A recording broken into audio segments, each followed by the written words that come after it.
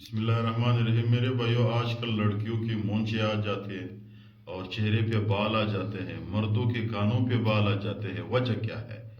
کوئی وجہ ہے؟ اسلام کیا کہتا ہے؟ حکیم اور ڈاکٹر کیا کہتا ہے؟ پوری تحقیق میں آپ لوگوں کو بتا دیتا ہوں۔ آپ لوگوں کو پورا سمجھ آ جائے گا کہ یہ کیا وجہ ہے۔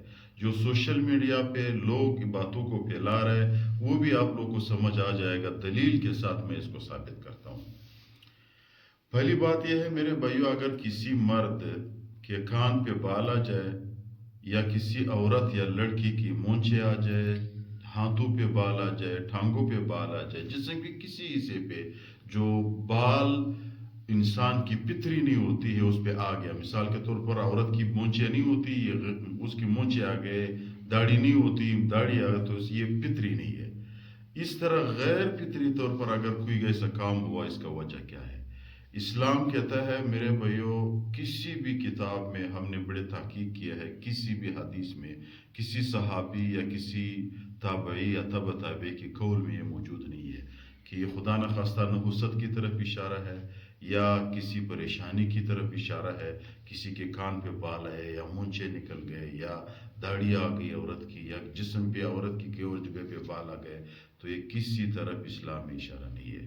یہ ایک بات ہو گئی۔ دوسرے، حکیم اور ڈاکٹر کی بات میں بتاتا ہوں۔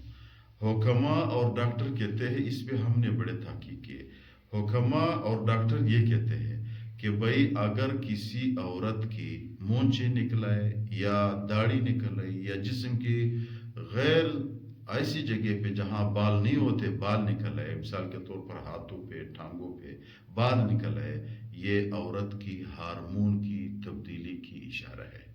جسم میں انسان کے ہارمون جب بدل ہو جاتے ہیں، وہ ایک برابر نہیں چلتے ہیں، تو وہ اس کی جو وہ ہوتا ہے، رد عمل ہوتا ہے انسان کی جسم پہ، عورت کی جسم پہ غیر ضروری بال آ جاتے ہیں۔ ایک دوسرا وجہ جنیاتی ہوتی ہے۔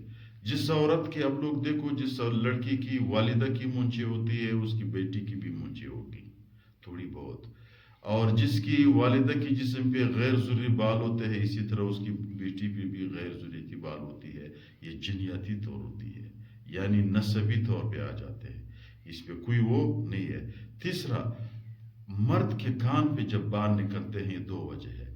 ایک وجہ یہ ہے میرے بھائیوں کہ ہارمون کی تبدیلی، دوسرا وجہ مرد کے کان پہ بال اس کی عمر کی تقاضا ہوتی ہے۔ عمر کے تقاضا، جب انسان عمر زیادہ ہو جائے تو اس کے کان پہ بال نکل آتے ہیں۔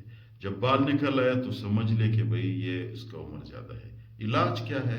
مرد اس کو کاٹ سکتا ہے، کوئی مسئلہ نہیں، عورت بھی اس کو کاٹ سکتا ہے، اسلام میں بھی منع نہیں ہے، بلکہ عورت کے لیے، لڑکی کے لیے بہتر ہے کہ اس کی صفائی کرے، کیونکہ عورت کو خوبصورتی چاہیے۔ عورت کی بال صرف سر کے بال اس کی خوبصورتی ہے، باقی مونچھیں، داڑھی، ہاتھوں پہ بال ہونا یہ ان کی خوبصورتی نہیں ہے۔